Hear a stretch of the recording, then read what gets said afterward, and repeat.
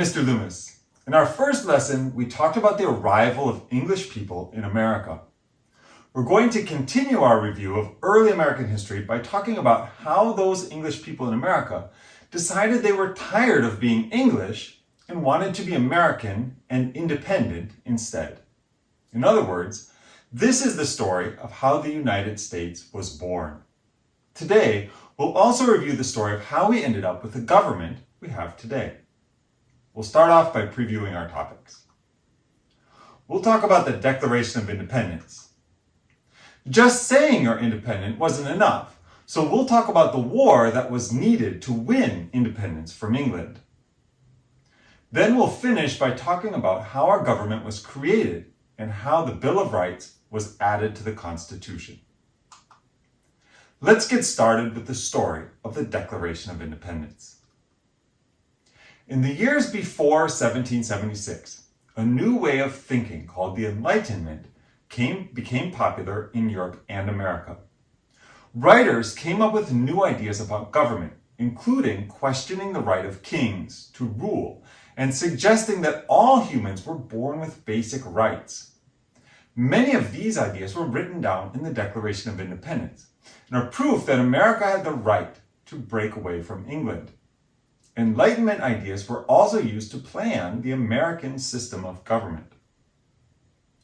Americans had been rebelling for many years against governments they thought were treating them unfairly. For example, in Pennsylvania, Virginia, and North Carolina, people had fought against their governments. America also had a long history of ignoring laws they did not like. Smuggling to avoid paying tariffs or to avoid mercantilist laws was normal. For many years, British leaders had not made the Americans follow trade laws, since paying for the customs police cost more than the money they could get by making people pay the tariffs. After the 7 Years' War, the British government needed money and decided to start taxing the American colonists. This made Americans unhappy.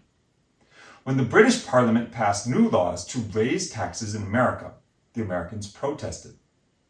Most of all, Americans thought that it was not fair to make them pay taxes without letting them elect someone from America to go to England to vote in Parliament. They called this taxation without representation. American patriots started groups like the Sons and Daughters of Liberty and Committees of Correspondence to plan protests, boycott, and share ideas. They were an important first step in making a new national government by making plans and getting people to go along with boycotts and protests. The Revolution started in Boston, Massachusetts. This is where the most famous protests happened, such as the Boston Massacre and Boston Tea Party. The British closed the port of Boston, and Boston area patriots started militias to prepare for war.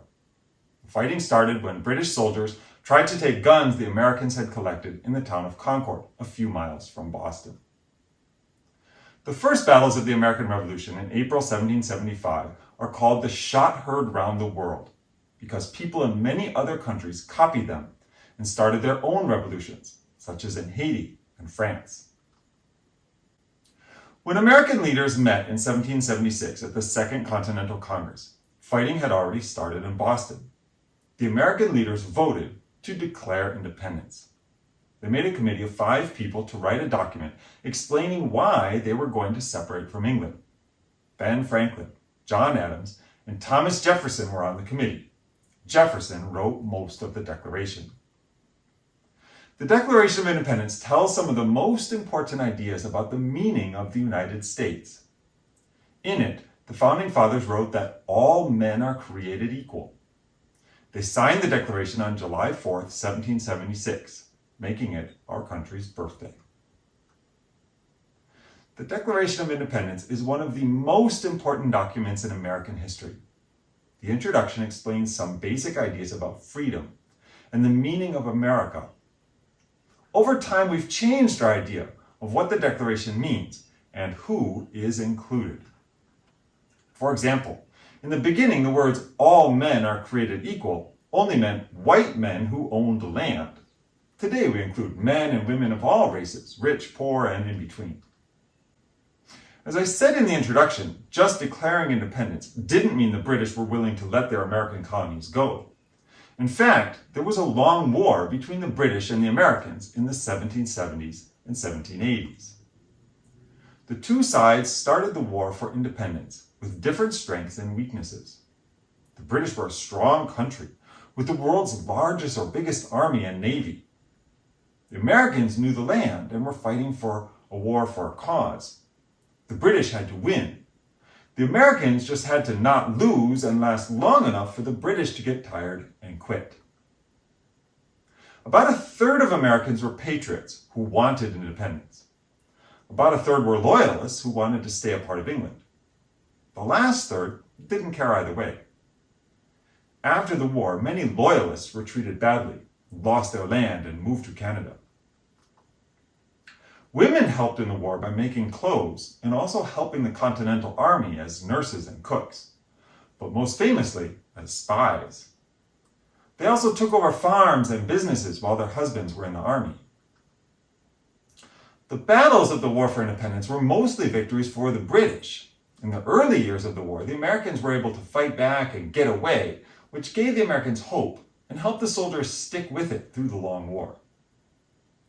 George Washington's army spent the winter of 1776 at Valley Forge, where they learned how to fight and act like an army from rich Europeans who came to help the Americans. The Americans could not have won without the help of France. At the end of the war, French ships blocked the British from getting out of Yorktown, and Washington's army forced the British to give up. The Treaty of Paris in 1783 officially ended the war. Britain agreed that America was independent and gave the United States all the land south of Canada and west to the Mississippi River. After winning independence in war, the Americans needed a government for their country. The new national government for the United States followed a set of rules called the Articles of Confederation. It gave most of the power to states and only some power to the National Congress. This was because the Revolution had started because Americans didn't like the powerful national government in Britain. Of course, this led to problems down the road. Economic problems in the 1780s led to problems that showed why the new government wasn't good enough. In Massachusetts, poor farmers didn't have enough money to pay back loans and found themselves in danger of losing their land or going to debtor's prison. Daniel Shays led a rebellion of these farmers against the state government. His rebellion failed, but it showed the divide between the rich who ran the government and the rest of the people. It also showed the need for a federal or national government to keep the peace. Leaders met in Philadelphia to fix the problems with the Articles of Confederation. The first important choice was to get rid of the Articles altogether and start over. George Washington was the Constitutional Convention's president, but James Madison was the one who really had clear ideas about how the new government could work, and he was the main author of the new Constitution. One important choice the Founding Fathers had to make was about the legislature, or group of people who make the laws. States with a lot of people wanted a legislature that would have representation based on population. Smaller states liked a plan for equal representation for each state. The Great Compromise solved this problem, and this is why our Congress today has a House of Representatives, where states with more people have more representatives, and a Senate where each state has 2 senators. The Founding Fathers were worried about too much democracy. They created the Electoral College that would be a group of people to choose the president. This separated the people separated the president from the people, who they worried might not make a good decision. Our strange system of electing presidents today is a winner-take-all system, in part because of this early decision. The Constitution did not get rid of slavery. In fact, it said that states had to help return runaway slaves and gave slave states extra power. Slaves could be counted as 3/5 of a person when states counted their people. So slave states got extra representatives in the House of Representatives. The Constitution is not exciting to read. It's just a set of rules about how the government works. It tells things like the number of years the president serves and what the things Congress can do. However, the introduction, or preamble, is famous.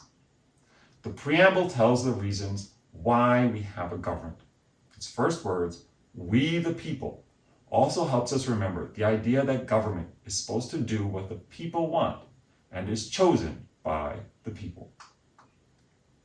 The Constitution could not become law until 9 of the 13 states ratified or voted for it. This led to an important time when people debated about the new plan for government. The main question was the balance of power between the states and the federal government. Also was important was the idea of individual freedom and the power of government over people. Federalists liked the new, more powerful federal government. Alexander Hamilton and James Madison were Federalists.